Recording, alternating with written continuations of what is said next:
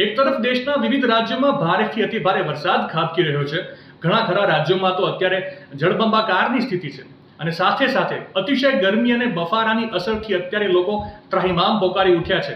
દેશના અલગ અલગ રાજ્યોમાં લોકો અત્યારે બેવડી ઋતુનો માર સહન કરી રહ્યા છે.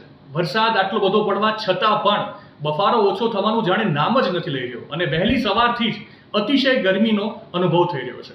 ત્યારે એવામાં વિશ્વ હવામાન સંગઠને એક ભયાનક ચેતવણી આપી છે. વિગતે વાત કરું તો વિશ્વ હવામાન સંગઠને આ ગરમી અંગે ચેતવણી આપતા કહ્યું છે કે 2025 થી 2029 વચ્ચેના જે વર્ષ રહેવાના છે તે ગરમી લાગવાના મામલામાં 2024 કરતાં વધુ ગરમ હોવાની 80% શક્યતાઓ રહેલી છે.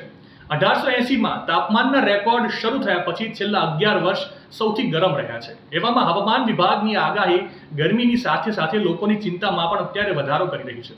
વિશ્વ હવામાન સંગઠને તો ત્યાં સુધી આગાહી કરી છે કે જો આવનારા વર્ષોમાં ગરમીની પરિસ્થિતિ આવીને આવી રહે છે તો કદાચ દુષ્કાળ વગેરે પણ સર્જાઈ શકે છે. અને આ સાથે સાથે જો હું વાર્ષિક વૈશ્વિક તાપમાનની વાત કરું તો આગામી 5 વર્ષ એટલે કે 2026 થી 2030 દરમિયાન ગરમી રેકોર્ડ સ્તરે અથવા તેની નજીક રહેવાની સંભાવનાઓ સેવાઈ રહી છે, જે છેલ્લા 60 વર્ષમાં જોવા મળેલા વાર્ષિક સરેરાશ તાપમાન કરતાં ઘણી વધારે હશે.